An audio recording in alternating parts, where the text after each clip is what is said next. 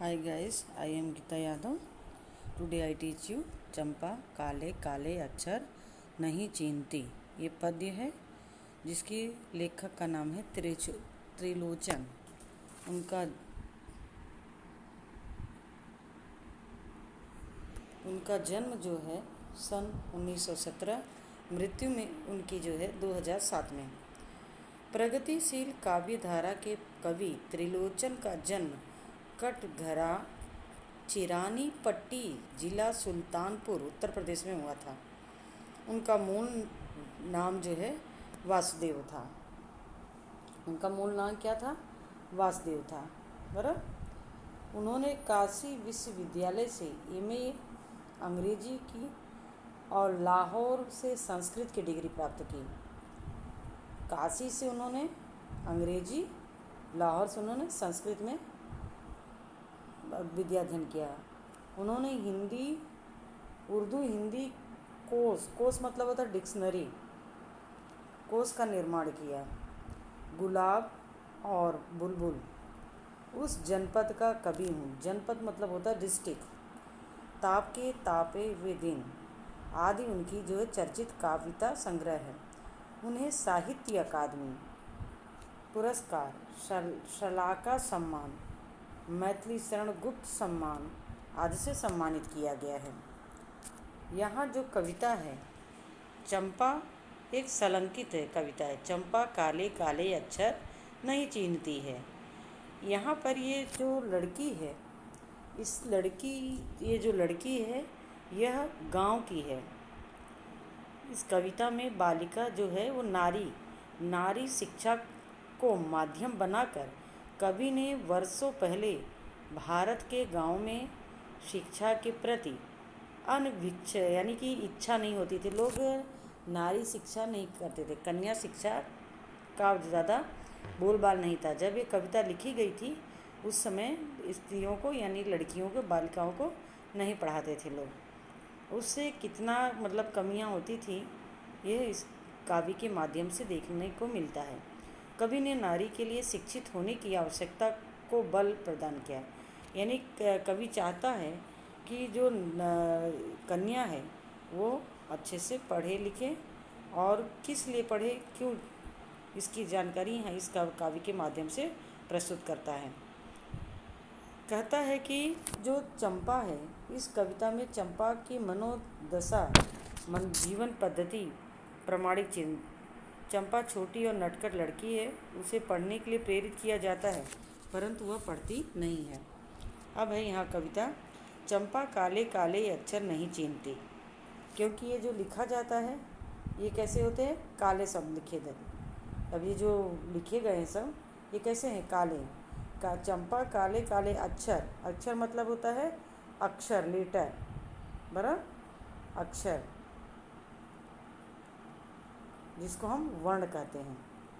चिन्हती मतलब पहचानती, पहचानती, बराबर। अचरज जब मैं पढ़ने लगता हूँ वह आ जाती है। खड़ी खड़ी चुपचाप सुना करती है, उसे बड़ा अचरज। यहाँ पर अचरज है। अचरज मतलब होता है आश्चर्य। क्या होता है? आश्चर्य। मैं पीडीएफ भेज दूंगी। अचरज मीन्स होता है आश्चर्य। इन काले चिन्हों से कैसे ये सब स्वर निकलता है? कवि जो है गांव की नटखट बालिका चंपा पुस्तक में छपे हुए काले काले अक्षरों को नहीं पहचान पाती क्योंकि उसे अक्षर ज्ञान नहीं है।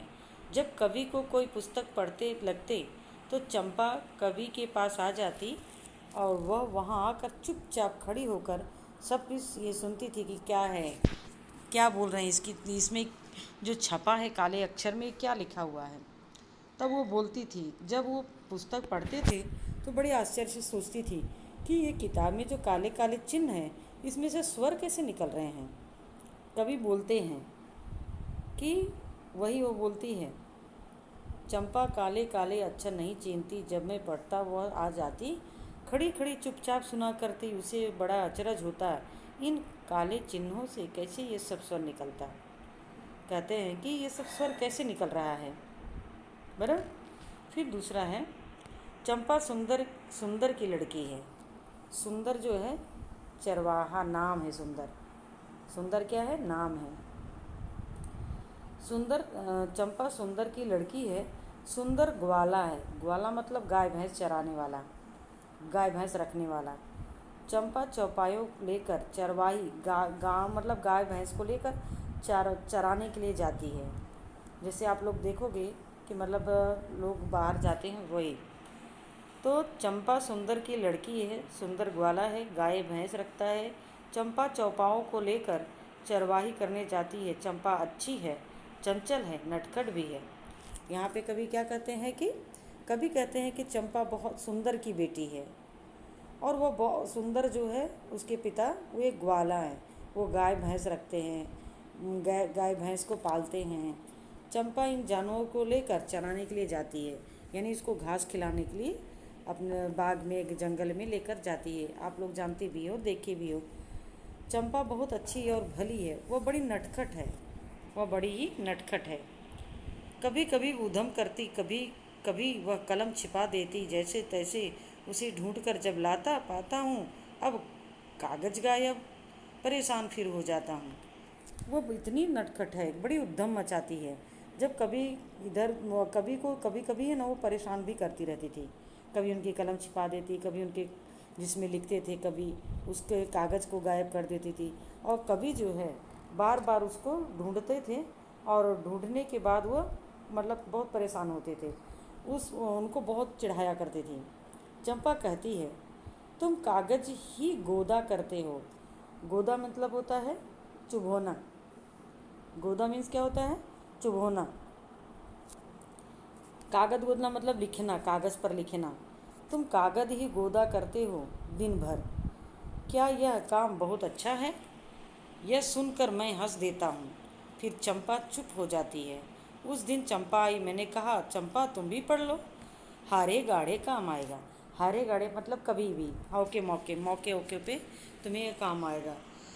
वो जो है चंपा, वह बहुत ही उधम मचाती थी। तो एक दिन जो है वो आके कहती है लेखक से, कवि से, कि तुम दिन भर जब देखो तो कागज़ पे कुछ न कुछ लिखते ही रहते हो। यह काम तुम्हारी नज़र से बहुत अच्छा है क्या? उसकी बातें सुनकर वो कवि जो है हंस देता था, और चंपा इसको देखकर चुपचाप देखती रह जाती थी एकटक लेखक कवि को।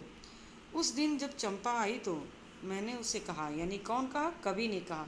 कवि ने कहा, चंपा तुम पढ़ लो तो कभी कभार तुम्हें ये काम आएगा। गांधी बाबा की इच्छा है सब जन पढ़ना लिखना सीखे। चंपा ने यह कहा कि मैं तो नहीं पढ़ूंगी।